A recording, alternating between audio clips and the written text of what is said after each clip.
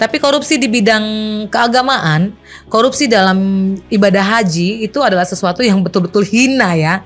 Bayangkan dalam ibadah saja, ini tikus-tikus berdasi masih berani menggerogoti gitu ya. Pertanyaan kita ya, kenapa masih ada aja ya celah korupsi dalam pengelolaan kuota haji ini? Apakah memang bayar 25 itu untuk mendaftar, ataukah memang 25 juta itu murni untuk dana untuk biar seseorang itu bisa berangkat? Nah, ini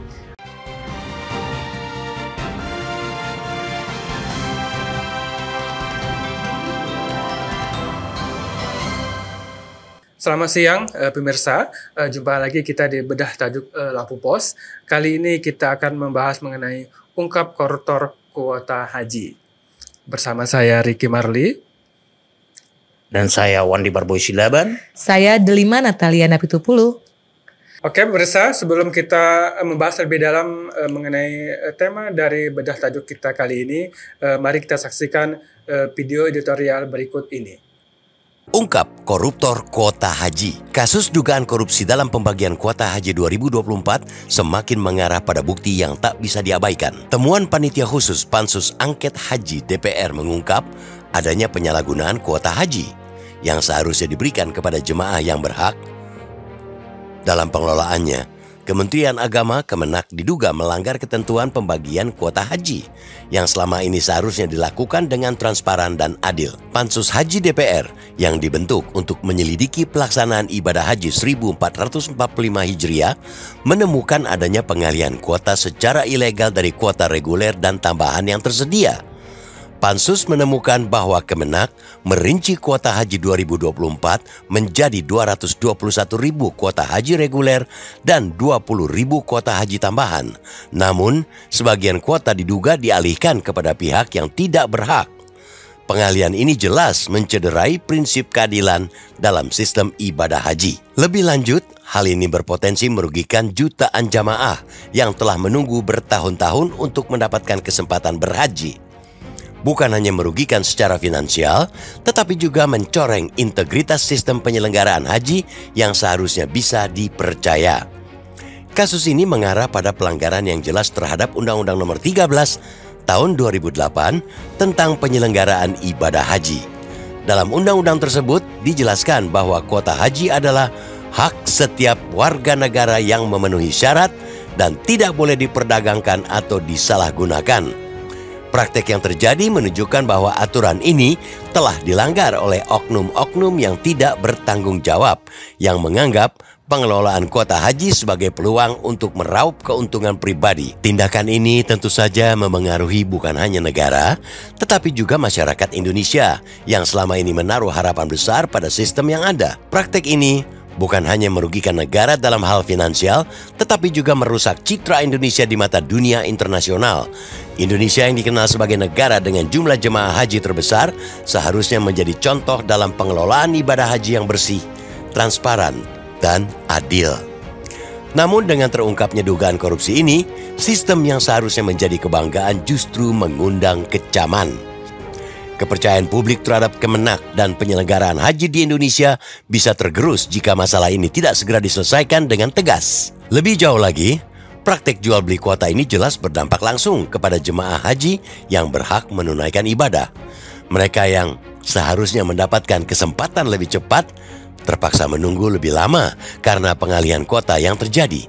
Ini jelas memperburuk sistem antrean yang sudah sangat panjang dan menambah ketidakadilan bagi mereka yang tidak memiliki akses kepada jalur ilegal ini. Bagi banyak orang, kesempatan untuk berhaji adalah impian seumur hidup dan sudah sepatutnya kesempatan tersebut diberikan kepada mereka yang benar-benar berhak, bukan yang mampu membayar lebih.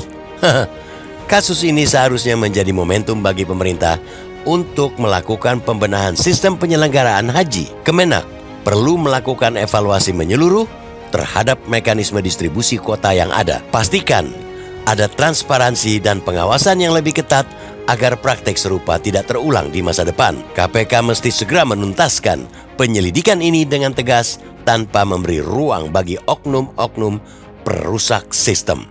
Setiap pihak yang terlibat dalam praktek korupsi ini harus dihukum sesuai dengan perbuatannya. Sistem penyelenggaraan haji yang adil dan transparan sangat penting bagi kepercayaan masyarakat. Jika dibiarkan tanpa tindakan tegas, kasus ini akan terus merusak reputasi Indonesia sebagai negara penyelenggara haji terbesar di dunia. Saatnya Kemenak dan KPK bersinergi menjaga ibadah nan suci jauh dari tikus berdasi yang menggerogoti kepercayaan umat. Tindakan tegas adalah kunci untuk memastikan kuota haji tetap menjadi penghargaan yang layak diterima jemaah yang berhak tanpa kontaminasi praktek busuk korupsi. Berita teraktual, terpercaya dan terlengkap di Lampung. Dari politik, ekonomi hingga lifestyle, kami memiliki semua yang Anda butuhkan untuk tetap update. Saksikan Ruang Curai setiap Senin sampai Jumat jam 1 siang hanya di Metro TV Lampung.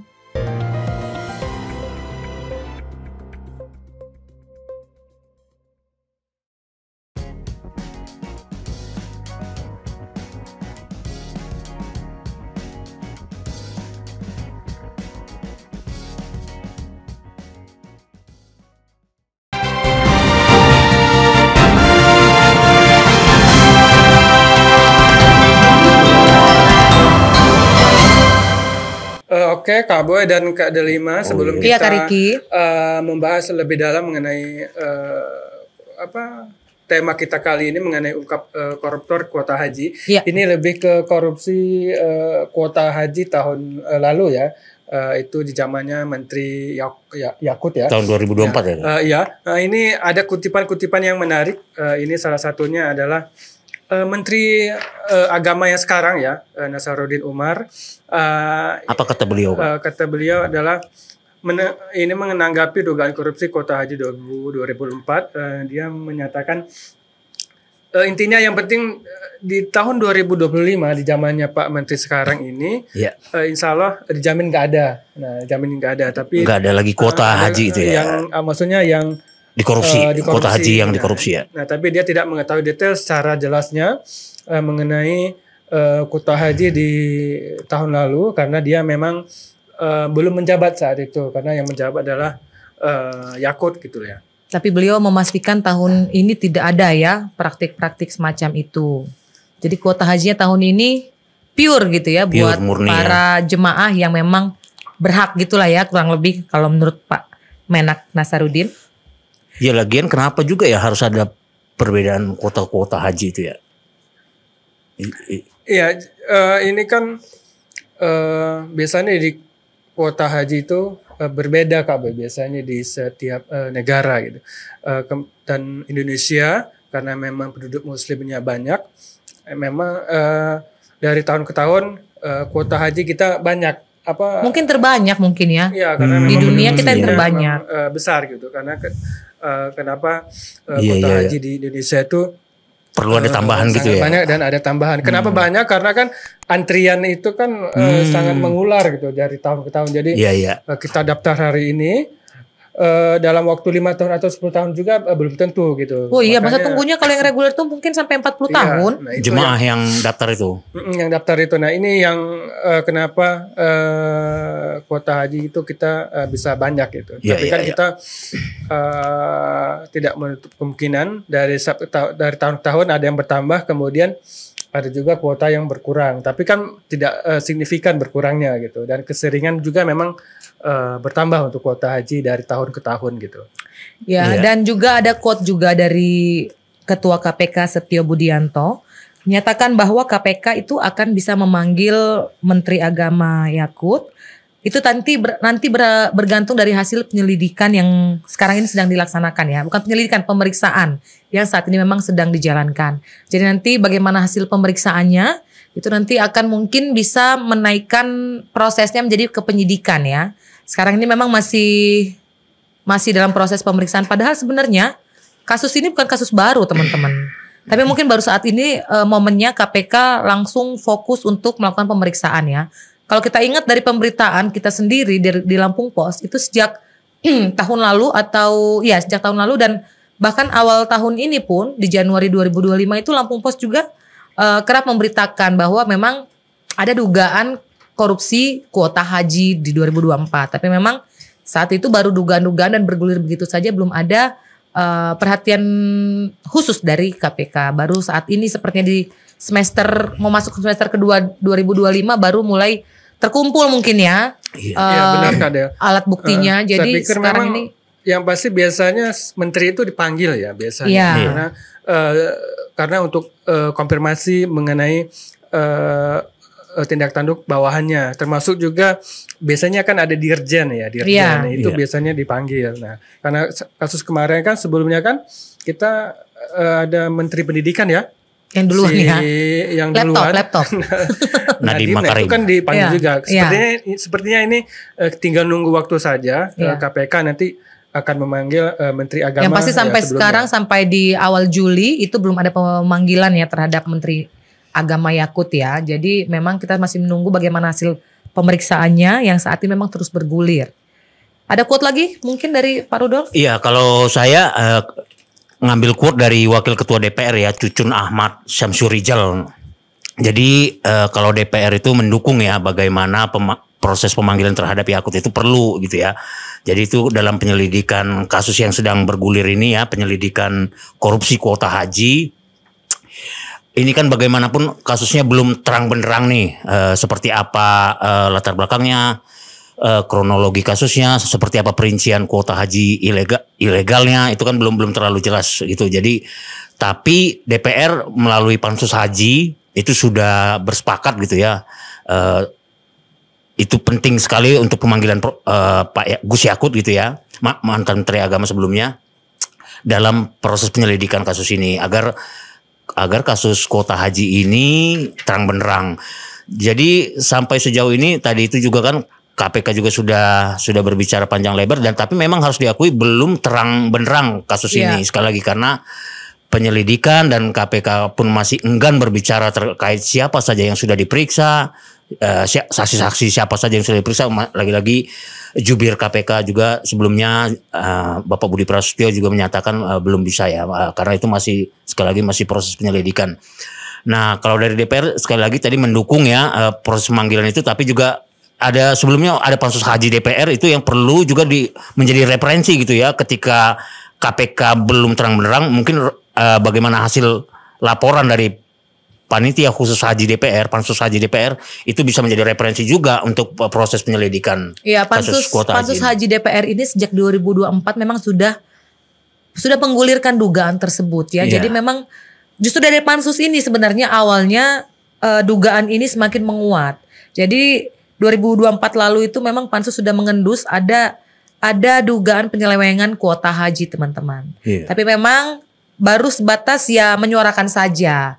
Dugaan awal memang berasal dari pansus, dan kita yakin bahwa memang pansus nggak akan asal ngomong ya teman-teman. Pasti sudah ada banyak barang bukti yang kuat sehingga pansus berani membuka dugaan ini ke publik seperti itu. Jadi ya kita satu suara dengan DPR, kita mendukung KPK untuk memanggil Menak Yakut ya, supaya orang yang paling bertanggung jawab atas penyelenggaraan ibadah haji 2024 yaitu Menak Yakut saat itu betul-betul bisa memberikan kesaksian, pernyataan atau bahkan klarifikasi seperti itu teman-teman. Kita apresiasi juga ya Kak Del, Kak Boy, dorongan dari DPR untuk membuka terang benderang kasus kuota haji ini, walaupun memang dari pihak KPK masih dalam penyelidikan ya, belum ada tersangka ya. Nah, jadi harus ada konfirmasi. Bahkan kalau bisa menurut saya sih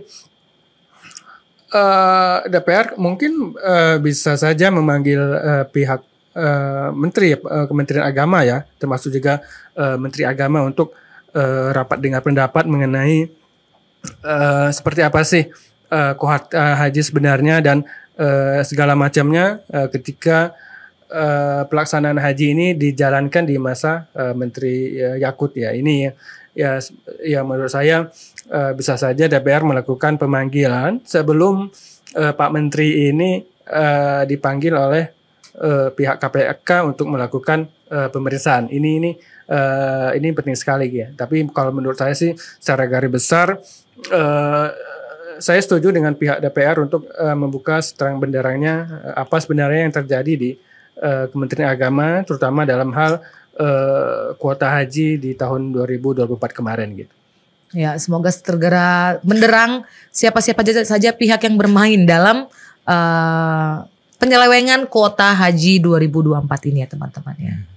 Oke, nah kemungkinan kita tidak tahu ya KPK kapan untuk memanggil. Nah, ini sebenarnya kita juga belum tahu, belum jelas siapa tersangkanya dan siapa yang melakukan gitu. Apakah memang oknum itu bisa saja dari pihak Kementerian Agama, kemudian juga pihak luar, karena memang dalam kuota haji ini sangat besar sekali ya Kak Boy ya. Kita nggak tahu. Nah ini ya ada 200.000 kuota haji ya saat tahun itu 2024 ya. Dan memang setelah itu juga ada penambahan lagi dari pemerintah Arab Saudi ya, ada penambahan sekitar 20.000 ya kalau tidak salah, 20.000 kuota, dan itulah yang dibagi menjadi dua.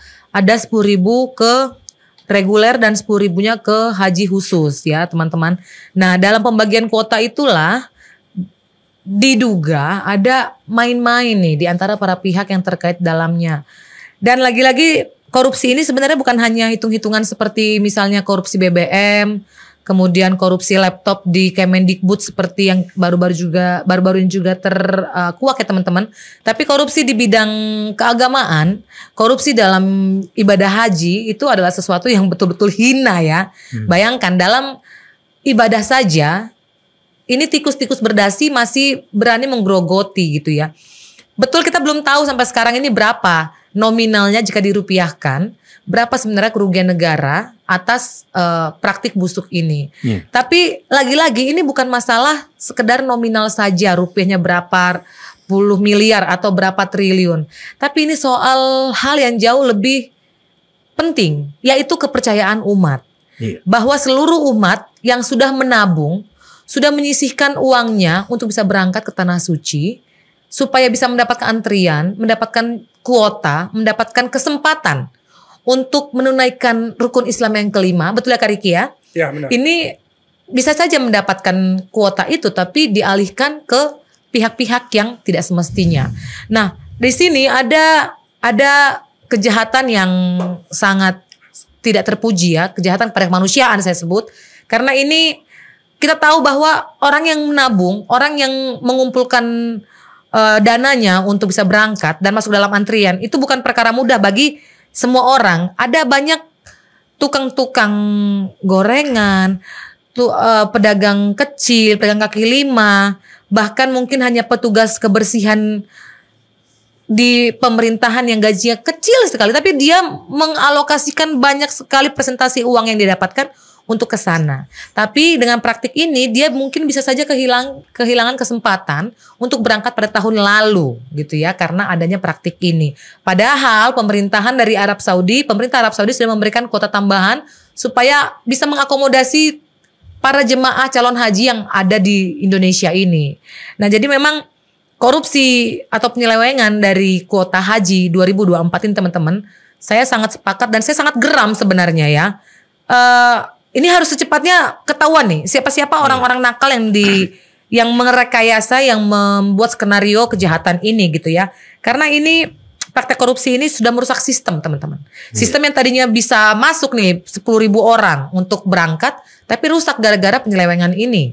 Gitu teman-teman. Iya, saya setuju juga. Jadi memang ini sangat merusak sistem ya, juga terutama sekali tadi orang-orang yang sudah menabung untuk naik haji gitu ya, berangkat haji, tapi harus ternoda akibat kasus seperti ini, kuota haji seperti ini. Nah, di sini kan kita bertanya tentu saja masyarakat awam ya, kenapa hal seperti ini terus terjadi gitu ya? Kenapa pengelolaan dalam kuota haji bisa terjadi? Kenapa ada celah korupsi di dalamnya? Itu kan pertanyaan kita ya. Kenapa masih ada aja ya celah korupsi dalam pengelolaan kuota haji ini? Nah, itu kan jadi pertanyaan besar bagi kita. Nah, karena itu kita bisa berasumsi bahwa mungkin saja di sini ada celah pengawasan yang minim gitu ya. Ada pengawasan yang kurang sampai sejauh ini dalam hal pengelolaan kuota haji ini. Nah, ini kan yang benar sekali. Kita memang belum tahu ya berapa nilai korupsi dari kuota haji ini, kuota haji ini. Karena kan ini masalahnya kan kuota haji, maksudnya kong kali kong kuota haji. Nah, yang seharusnya misalnya kuota haji ini khusus untuk masyarakat golongan misalnya yang reguler, yang seharusnya gitu kan ya, yang harusnya. Tapi kan ketika ini dipermasalahkan, ketika ini ada KKN-nya, kemungkinan yang mengalihkan ke orang yang tidak berhak. Nah, mengalihkan orang yang tidak berhak ini kan biasanya kan memakai fulus, biasanya memakai duit dan lain dan segala macamnya. Ini kemungkinan besar yang sedang diurusi oleh KPK gitu kan, karena informasinya ada orang yang menyetor uang 25 juta agar sampai 25 juta untuk dia bisa berangkat haji. Nah, ini kan masih jadi pertanyaan, apakah memang benar-benar 25 juta atau memang setahu saya 25 juta itu kita mendaftar ya. Jadi ketika kita mendaftar haji, Bu, ini belum tentu berangkat loh ya. Kita mendaftar haji tahun ini, kita mendaftar. Masuk antrian aja itu untuk masuk antrian. Kita bayar 25 juta. Nah, ini. Tapi kita kan nggak tahu berangkatnya tahun kapan gitu. Nah, ini apakah memang bayar 25 itu untuk mendaftar, ataukah memang 25 juta itu murni untuk dana untuk biar seseorang itu bisa berangkat. Nah, ini yang jadi pertanyaan kita, apakah ini yang sedang diselidiki KPK?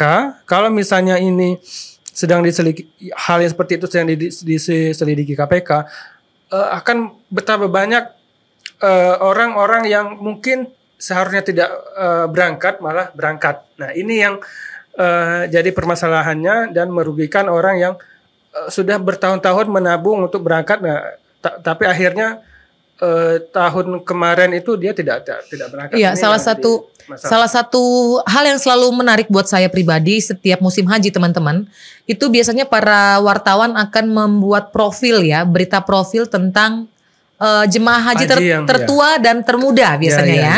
Kalau yang termuda ya mungkin dia memang menggantikan ya orang tuanya atau kakek neneknya.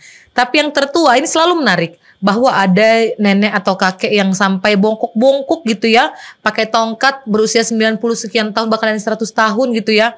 Bahkan di Lampung pun ada yang sampai 90 sekian usia jemaah haji tertuanya. Itu mereka berangkat dengan sukacita. Akhirnya penantian panjangnya datang juga. Nah, tapi dengan adanya praktik seperti ini, ya saya memikirkan gitu ya, jangan-jangan banyak sekali di antara nama-nama yang sudah mengantri itu juga ada kakek nenek yang sudah bungkuk-bungkuk dan menunggu dan berdoa gitu ya. Bahasanya gimana, kali ini bermunajat mungkin ya. Kapankah saya bisa datang ke sana? Kapankah saya tiba? Ya, apakah usia saya ini masih sampai ada sampai saat nanti giliran saya berangkat itu saya masih bisa berjalan misalnya gitu ya. Dan lagi-lagi makanya saya geram karena ini pasti sudah menjadi jaringan, teman-teman. Sangatlah mustahil kalau dugaan korupsi dari kuota haji ini dilakukan hanya oleh satu orang atau hanya 2 orang saja, itu mustahil ya. Karena untuk berangkat, untuk memutuskan, untuk ACC, untuk approve, untuk tanda tangan, semua itu pasti banyak orang yang terlibat, pihak yang terlibat. Dan kalau hanya 1-2 itu akan sangat sulit dan janggal gitu ya. Pasti akan banyak pertanyaan, dan saya yakin ini yang terlibat banyak sih, baik itu dari Biro Perjalanan Haji dan Umroh yang ditunjuk, juga mungkin para kabid di Kemenak mungkin ya, dan pihak-pihak lain yang juga ada di dalam teknis pelaksanaan ibadah haji ini. Dan tadi kenapa kata Bapak Rudolf, kenapa bisa ada celah untuk korupsi kuota haji? Ya selama ini kita sama-sama tahu kuota itu abu-abu gak sih teman-teman ya. Jadi ada yang terpakai, nggak terpakai. Apakah kita juga masih ingat misalnya tahun ini ada yang nggak terpakai karena nggak berangkat gitu ya. Di tahun depan diakumulasi. Itu baru yang jemaah yang tidak berangkat ya. Belum lagi jemaah-jemaah yang kuota-kuota yang kita dapatkan tambahan gitu. Memang itu pengawasannya harus dari multisektor, teman-teman ya, terutama dari eksternal. Dari NGO itu perlu banget ikut mengawasi kuota haji ini. Karena tanpa pengawasan yang ketat, tanpa transparansi, tanpa keterbukaan, maka semakin besar potensi para jemaah yang memang berhak itu bisa dirampas gitu. Karena yang bersangkutan pun mungkin nggak tahu haknya dirampas karena dia nggak dapat informasi yang sangat terbuka, yang sangat transparan, teman-teman. Jadi memang karena ini adalah soal halayak banyak ya. Memang harusnya kuota haji ini nggak boleh dimonopoli atau diketahui hanya pada pihak yang sangat terbatas. Ini harusnya semua diinformasikan sampai ke daerah bahwa tahun lalu kita dapat segini terpakai ke sana. Kemudian saya pertanyakan kemana nih auditornya nih, audit internalnya, audit eksternalnya juga kemana nih? Kenapa kuota segitu banyak bisa diselewengkan? Mungkin kalau yang diselewengkan 1-2, iyalah mungkin selip gitu ya atau apa. Tapi kalau sampai puluhan ribu yang diselewengkan, waduh itu kerjanya gimana itu? Cara kerjanya gimana? Iya, jadi saya juga menyambung ke situ. Memang kita bisa melihat ya dari fakta-fakta yang terjadi selama ini gitu ya dalam kasus kuota haji ilegal ini ya. Ini kan memang menandakan lemahnya pengawasan ya. Jadi itu yang patut menjadi perhatian bersama ya. Sampai sejauh ini kan kita lihat benar-benar transparansi dalam hal kuota haji itu kan sangat minim ya teman-teman ya. Benar tadi sudah disinggung juga oleh kakak bahwa kuota haji siapa saja yang sudah mendapatkan bagiannya, sudah menunggu berapa tahun itu memang harus diakui itu sangat tertutup gitu ya. Tidak jelas ini sudah menunggu berapa lama ini haji sudah menunggu berapa lama, kemudian juga haji umur berapa gitu, dari umur berapa sampai umur berapa itu kan belum terlalu jelas sekali lagi. Jadi memang ya untuk ke depan saya kira transparansi juga pengawasan itu harus benar-benar diperkuat ya, karena lemahnya sistem pengawasan itu dan juga tidak ada transparansi dalam hal kuota haji ya, penyebutan nama-nama jamaah yang terdaftar untuk mendaftarkan haji ya. Karena lemahnya seperti itu tentu saja ada calo-calo yang memanfaatkan celah itu kan. Bisa saja calo-calo itu bekerja sama dengan oknum di internal Kementerian Agama sendiri, juga bisa saja dengan lembaga atau instansi lain, itu juga bisa saling kait mengait ya, saling berkelindan semuanya. Jadi itu saya kira perlu menjadi perhatian pentingnya pengawasan dan transparansi. Ya, benar Kak Abena. Yang jadi pertanyaan kan pengalihan kuota haji secara ilegal ini kan objeknya di mana gitu? Apakah di Kementerian Agama pusat? Apakah memang terjadi juga di Kementerian Agama di provinsi dan juga termasuk kabupaten kota di Indonesia? Nah, ini kan kita belum jelas dari KPK-nya. Apakah memang ini dilakukan di Kementerian Agama di pusat ataukah juga dilakukan di kanwil di Kementerian Agama di seluruh Indonesia? Ini yang memang kita belum tahu karena memang ini masih dalam tahap penyelidikan ya. Nah, dan juga saya juga setuju dengan Kak Adel tadi, ini memang ada jaringannya, ada mafianya, ada oknumnya. Nah, biasanya oknum ini memanfaatkan orang-orang tertentu, mungkin dia kenal dengan pihak-pihak Kementerian Agama, pihak kenal sama orang dalam ya, kerjasama mungkin juga ada karena kan biasanya Kemenak juga bekerja sama dalam melaksanakan pelaksanaan haji ini. Bisa juga bekerja sama dengan pihak ketiga, salah satunya kan kita bekerja sama dengan pihak maskapai penerbangan dan lain sebagainya, biro travelnya. Nah ini yang jadi pertanyaan, apakah memang dilakukan oleh oknum-oknum yang ada di Kemenak atau dilakukan oleh oknum-oknum yang memang di luar Kemenak? Nah ini yang jadi pertanyaan, dan ketika ini terjadi kemungkinan besar itulah yang akan terjadi perputaran uang di situ. Nah ini yang semestinya harus diselidiki benar-benar oleh pihak KPK dalam mengusut kasus ini dengan tuntas gitu. Teman-teman, itu pansus haji DPR itu kan sepertinya badan yang baru dia bentuk ya. Saya kalau nggak salah baru 2-3 tahun ini dibentuk. Saya tergelitik, jangan-jangan sebenarnya kuota haji ini sudah jadi komoditas yang diperjualbelikan jauh sejak pansus haji ini terbentuk, teman-teman. Jangan-jangan bukan cuma di 2024. Kalau kita berani mundur, jangan-jangan memang praktik jual beli kuota haji ini sudah terjadi sejak lama. Karena itu antrian haji reguler kita juga sampai lama banget. Jangan-jangan sebelum pansus haji ini ada, ya praktik gratifikasi, suap, dan penyelewengan kuota haji ini jangan-jangan memang sudah jadi makanan hari-harian para oknum ini gitu. Ini jangan-jangan bukan kejahatan baru sebenarnya teman-teman. Kejahatan yang baru terbuka. Jadi bukan kejahatan baru tapi kejahatan yang baru terbuka teman-teman.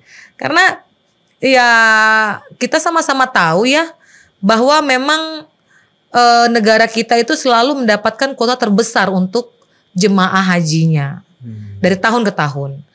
Dan ya di mana ada gula ada semut ya teman-teman. Di mana ada kuota, di mana ada subsidi biasanya itu akan juga ada celah untuk para koruptor menjadikan hal itu jadi bancakannya teman-teman. Saya berharap supaya KPK ini nggak berhenti di 2024 tapi mundur. Dia surut gitu ya, melakukan penyelidikannya surut juga gitu. Jadi ditarik ke belakang juga. Bagaimana pola-pola itu dipelajari di 2024, kemudian ditarik di 2023 dan seterusnya ke belakang gitu ya teman-teman.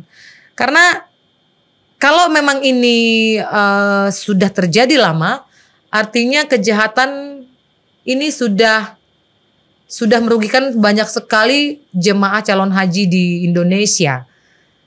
Alangkah teganya para oknum ini mengambil keuntungan dari masyarakat, dari orang-orang yang mungkin sudah tua renta, yang juga tidak punya duit banyak tapi berharap sekali bisa menunaikan ibadah haji dan mendapatkan gelar haji dan hajah teman-teman. Saya berharap sebenarnya modus yang atau pola yang diendus oleh KPK di tahun 2024 ini menjadi bekal para aparat hukum untuk melakukan penyelidikan surut teman-teman. Apa iya cuma 2024? Saya nggak yakin teman-teman. Menteri agama sebelumnya mungkin juga punya kesempatan yang sama. Saya nggak bilang punya perlakuan yang sama, tapi punya kesempatan yang sama sebenarnya. Penambahan kuota haji nggak hanya di kemarin kan 2024, di 2023 sebelumnya juga pasti ada. Karena kan penambahan kuota haji ini tergantung lobby-lobby teman-teman. Bagaimana Menteri Agama kita itu bisa ya bernegosiasi, seni diplomasi lah ya, supaya bisa mendapatkan kuota haji yang lebih gitu. Karena dalihnya pasti negara saya ini rakyatnya banyak banget yang nunggu nih, tolonglah berikan. Dan kalau memberikan gak mungkin cuma 200-100 kuota kan, pasti ribuan. Seperti 2024 itu 20 ribuan gitu teman-teman. Gimana menurut teman-teman semua? Mungkin gak sebenarnya ini kejahatan, bukan kejahatan baru tapi kejahatan yang baru terkuak? Ya bisa saja, mungkin saja kalau soal itu Kak. Tapi yang saya garis bawahi dari obrolan kita sebelumnya tadi ya, soal ini bahwa Menteri Agama Nazarudin Umar di awal tadi ya, itu sudah memastikan, sudah menjamin tidak ada lagi kuota haji tambahan tadi, kuota haji khusus gitu ya. Jadi itu hal yang baik gitu ya, bahwa tidak ada lagi celah-celah yang dimanfaatkan gitu kan. Di situ Menteri Agama yang baru ini yang patut kita apresiasi gitu ya, bagaimana dia memastikan tidak akan ada celah lagi soal kuota haji ilegal tadi ya. Jadi dia akan memperlakukan calon jemaah hajinya dengan adil gitu ya, untuk kedepannya gitu ya. Itu sesuatu hal yang baik saya kira untuk menangkis berbagai syak wasangka ataupun asas praduga lainnya. Nah, yang dari kasus ini kan kita juga berkaca ya bahwa kasus haji ini kan bahwa kepercayaan masyarakat terhadap sistem ini kan udah mulai pudar gitu ya. Jadi banyak jemaah yang merasa diperlakukan tidak adil gitu ya karena sistem ini, karena tidak cukup uang, juga tidak ada koreksi untuk mempercepat proses keberangkatan. Nah, inilah yang harus menjadi perhatian bersama ke depannya. Saya kira itu perlu pembenahan yang serius dari pemerintah, dalam hal ini Kementerian Agama. Iya. Sebenarnya saya setuju juga dengan Kak Del. Kemungkinan tidak hanya tahun kemarin ya, jadi kemungkinan juga ini terjadi di pelaksanaan haji tahun-tahun kemarin, karena memang kuota haji kita itu kadang bertambah, kadang juga ada yang berkurang kalau tidak salah ya. Nah ini tapi kan masalahnya ini kasus ini kemungkinan kan bisa saja ada yang melaporkan gitu, baik itu LSM dan lain sebagainya gitu. Atau mungkin memang dilakukan oleh KPK sendiri gitu. Nah, tapi kan apakah ada yang mau melaporkan? Nah, ini yang jadi pertanyaan sekarang, karena kan memang kuota haji ini kan sangat dinantikan oleh pemerintah kita gitu. Apalagi kalau misalnya kuotanya sangat banyak. Ini yang harus dilihat, dan menurut saya sebisa mungkin ini ditiadakan ketika ini kuota haji ini gitu. Karena kan ketika kuota haji ini kan dialihkan ke orang yang tidak seharusnya, ini yang jadi masalah. Yang saya takutkan adalah kuota haji ini diperuntukkan untuk elit-elit politik yang memang secara finansial mereka seharusnya bisa gitu. Seharusnya mampu. Tapi mereka nggak mau ngantri mungkin ya, dan pengen cari gratisan. Kalau misalnya ini terjadi, sangat disayangkan sekali gitu, karena kan mereka menutup kesempatan untuk calon-calon jemaah haji yang memang berasal dari bawah, yang menabung dari bertahun-tahun agar bisa naik haji gitu. Nah, ini kan sangat disayangkan sekali, dan saya harap ini tidak terjadi hal yang seperti itu gitu. Tapi kalau misalnya itu terjadi, sangat disayangkan sekali, karena akhlak kita di mana gitu. Kalau misalnya harusnya saya tidak berangkat karena saya kenal dengan orang-orang tertentu di Kemenak, akhirnya saya berangkat. Nah ini kan sangat membuat masyarakat yang harusnya berangkat itu merasa sakit hati. Harusnya saya loh yang berangkat, tapi karena memang ada kenal dengan pihak-pihak tertentu, ini yang terjadi gitu. Atau mungkin saja selain mungkin elit politik, mungkin saja kuota itu bisa disalurkan atau diberikan kepada biro perjalanan, teman-teman, biro haji atau biro umroh. Jadi biro haji, biro umroh ini mungkin memberikan semacam gratifikasi kepada Kemenak untuk mengambil itu, dan mereka bebas menjualnya keluar mungkin ya. Jadi memang banyak sekali pola-pola yang sangat mungkin terjadi dalam penyelewengan kuota haji tahun 2024 ini. Karena kita tahu bahwa ya itu distribusinya itu nggak jelas, teman-teman. Distribusi kuota itu kemana itu nggak sebenderang itu, dia masih abu-abu gitu, teman-teman. Mengutip dari satu teori, teman-teman, structural functionalism, bahwa sistem yang ada harus berjalan secara fungsional untuk memenuhi kebutuhan masyarakat.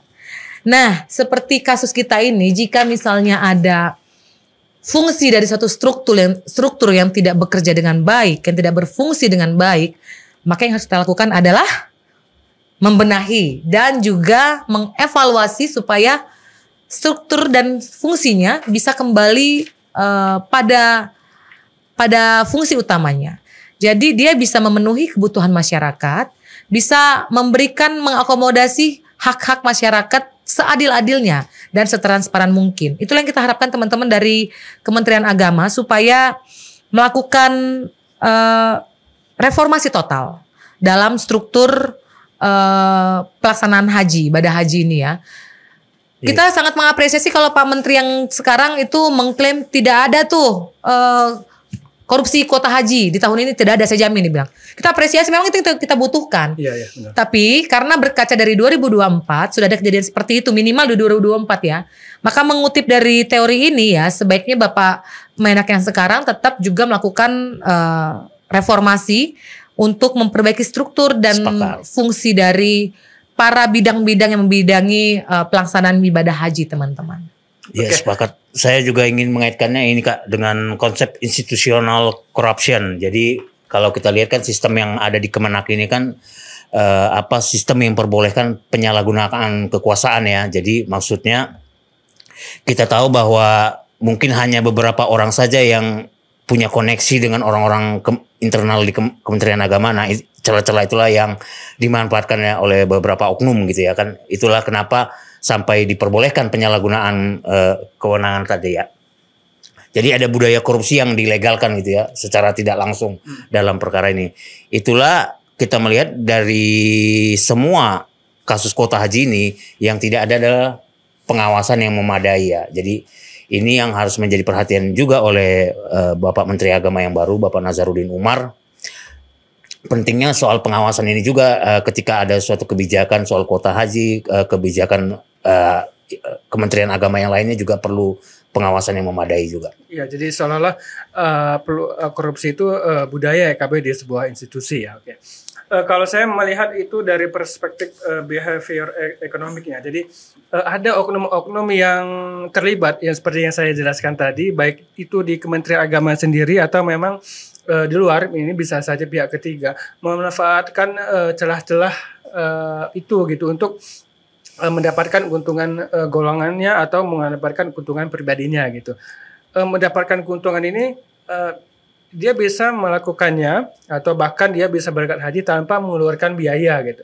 Atau memang ketika dia mengeluarkan biayanya tidak biayanya hanya sedikit. Nah, ini yang terjadi. Jadi ada peluang dari oknum tertentu yang memang ingin mendapatkan sesuatu. Nah, ini yang dia lakukan kalau misalnya kita berbicara mengenai kuota haji ini. Nah, jadi ketika itu ada kesempatan dia lakukan. Nah, ini sebenarnya yang memang tidak boleh kita lakukan gitu. Ini sangat disayangkan sekali kalau misalnya ini terjadi gitu. Iya, jadi saya juga menyambung bagaimana dalam kasus ini kita tidak hanya melihat secara hukum gitu ya, tapi juga bisa memberikan ganjaran bagi perilaku yang tidak etis gitu ya. Ini kan yang harus menjadi poin juga, karena ini Kementerian Agama ya, tentu saja ada nilai-nilai moral di dalamnya kan gitu. Ya, agama itu adalah kunci loh dari satu negara. Betul. Jadi kalau sekali. misalnya memang Kementerian Agama dalam hal ini mungkin bukan gagal tapi lalai ya dalam menjamin keberlangsungan ibadah yang adil dan transparan, itu ya harus legowo untuk melakukan perbaikan dan memberikan punishment, memberikan sanksi. Harus ada konsekuensi berat. Ya kalau terlibat, jelas-jelas orang Kemenak terlibat, ya pecat dong.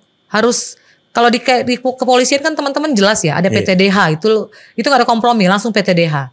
Ya di sini juga kita harus berani untuk mendukung dan mengakui bahwa salah ya salah, dan harus ada konsekuensi yang cukup berat supaya itu ada efek jerah teman-teman. Jangan sampai nanti ada di lingkaran itu atau orang-orang sekitar itu yang juga ikut-ikutan terinspirasi untuk melakukan penyelewengan kuota haji. Jika oknum-oknum ini yang sudah terbukti melakukan penyelewengan tidak dihukum secara berat, teman-teman.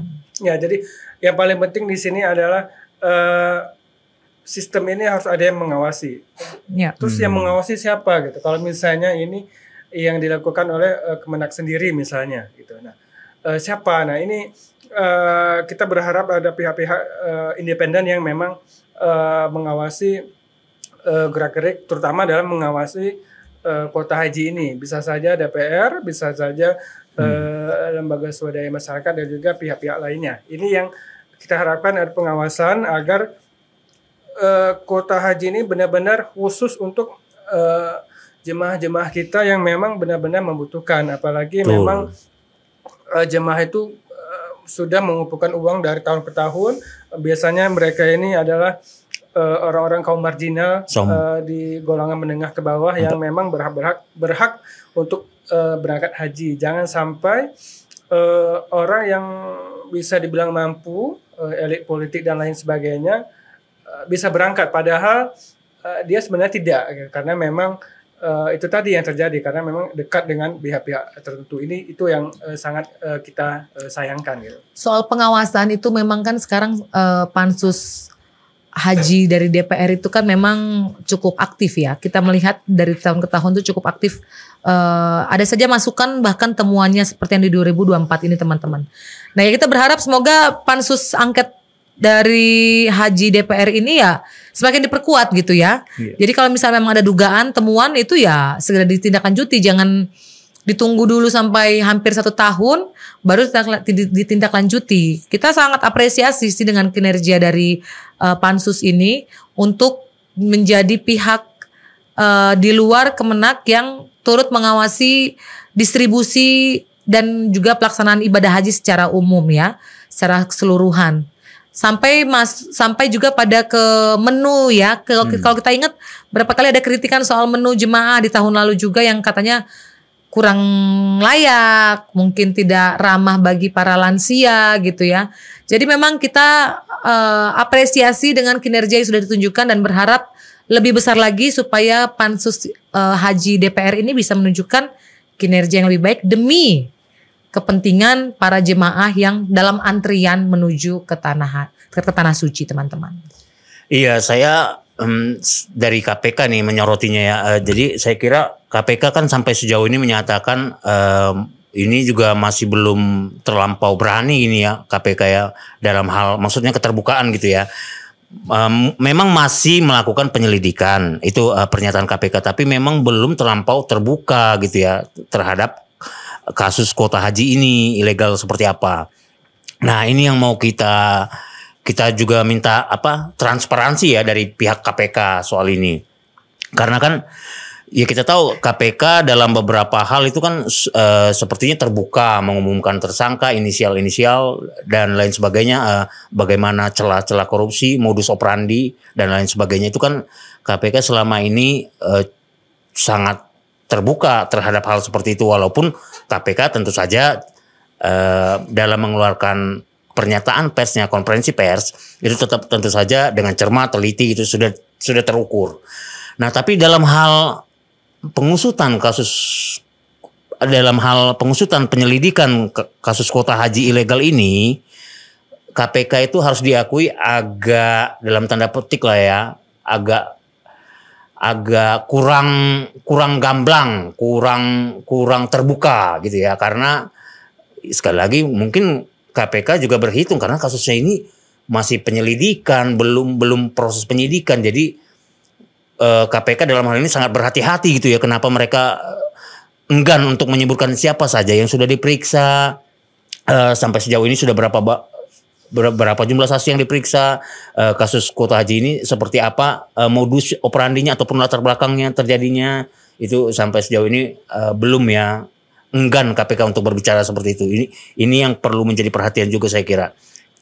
Jadi ya kita berharap transparansi KPK untuk kasus kuota haji ini semakin terbuka ke depannya, itu sih saya kira. Ya, jadi kita yang pasti dalam waktu cepat atau lambat pasti KPK akan mengumumkan ya siapa tersangkanya. Nah, seperti yang terjadi kementerian sebelumnya, ini pasti ada tersangkanya, tapi kan biasanya memang biasanya dia hanya sebagai pegawai biasa atau memang dia dari pihak ketiga, dia memang belum ke elit tertentu. Nah, biasanya seperti itu biasanya KPK, tapi kan kita tunggu saja pasti ada tersangkanya gitu. Dan saya yang jadi pertanyaan ini adalah berapa nilai kerugian negara yang dilakukan pihak-pihak tertentu gitu. Karena kan ini kan masalah kuota haji ya. Kuota haji ini kan hanya untuk pengalihan gitu. Pengalihan yang memang bisa dibilang ilegal, yang harusnya jemaah itu berangkat padahal tidak jadi karena dialihkan ke pihak-pihak yang memang tidak berangkat, kepada pihak yang memang benar-benar tidak berangkat. Nah, apakah nilai kerugiannya besar atau kecil ya? Ini yang akan jadi pertanyaan, karena kan kalau misalnya satu orang saja itu kan pendaftaran 25 juta, kemudian dia bayar BP haji itu sekitar 60 juta kalau tidak salah ya. Nah, itu satu orang. Tapi kalau misalnya di pengalihan ini, apakah untuk satu orang itu berapa nilainya? Nah, ini yang jadi masih diselidiki oleh KPK. Apakah memang pengalihan ini fokusnya ke oknum yang mengalihkan secara ilegal, atau memang uang suapnya itu besar? Nah, ini yang jadi pertanyaan. Apakah yang kemudian yang melakukannya itu siapa? Nah, ini yang jadi pertanyaan kita. Kita tunggu saja, cepat atau lambat pasti ada tersangkanya gitu. Iya, sampai sejauh ini juga belum ada audit dari BPKP ya kayak. Benar. Jadi seperti apa kerugian negara dari BPK juga belum ada sampai sejauh ini ya.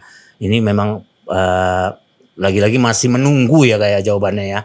Masih menunggu proses penyelidikan, proses ini berjalan terus. Oke, teman-teman, sekian saja diskusi kita kali ini. Semoga memberi gambaran yang lebih jelas tentang betapa pentingnya reformasi pengelolaan kuota haji agar hal yang semacam ini tidak terjadi lagi. Karena kita berharap memang di setiap institusi dan lain sebagainya memang ada celah korupsi, tapi ketika kita hal yang kita berbicara mengenai korupsi itu adalah jahat dan lain sebagainya, kita berharap hal yang seperti itu tidak terjadi lagi, terutama di Kementerian Agama yang mengurusi masalah haji ini gitu. Oke, jangan lupa subscribe dan aktifkan tanda loncengnya agar kalian tidak ketinggalan informasi dari kami. Silakan berlangganan Lampung Post ID untuk mendapatkan berita lebih lengkap dan berkedalaman. Ya, teman-teman juga sudah menyaksikan tadi diskusi kita, beda tajuk kita kali ini. Teman-teman bisa memberikan komentarnya pada kolom Lampung Post Update kali ini. Terima kasih Kak Ade dan Kak Boy. Terima kasih juga pemirsa sudah menyaksikan bedah tajuk kita kali ini. Saya Heri, salam sehat dan sampai jumpa.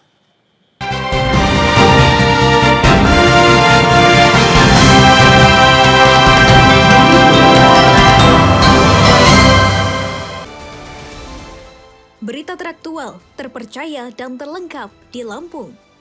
Dari politik, ekonomi hingga lifestyle, kami memiliki semua yang Anda butuhkan untuk tetap update. Saksikan Ruang Curai setiap Senin sampai Jumat jam 1 siang hanya di Metro TV Lampung.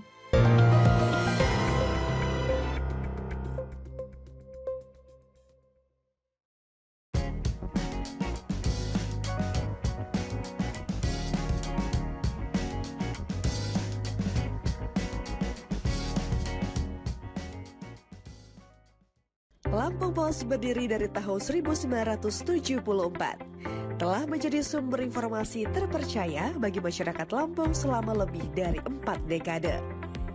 Berawal dari surat kabar cetak, Lampung Post terus beradaptasi dengan perkembangan zaman. Menyongsong era digital 5.0, Lampung Post terus berbenah diri untuk tetap relevan. Dengan adanya platform digital, Lampung Post menyajikan informasi yang akurat, objektif, dan berimbang, serta memperluas jangkauan pembaca. Lampung Post dapat diakses melalui sosial media, laman Facebook, Instagram, dan TikTok. Lampung Post memiliki One Click, koran cetak dan digital, Metro TV Lampung, Radio Science 100 FM, Lampos Event Organizer, dan Lampos Publishing. Lampung Post, jendela informasi Lampung. Menuju era digital 5.0, Lampung Post berkomitmen untuk menyajikan informasi yang akurat, objektif, dan berimbang, serta membangun platform diskusi dan interaksi yang bermanfaat bagi masyarakat.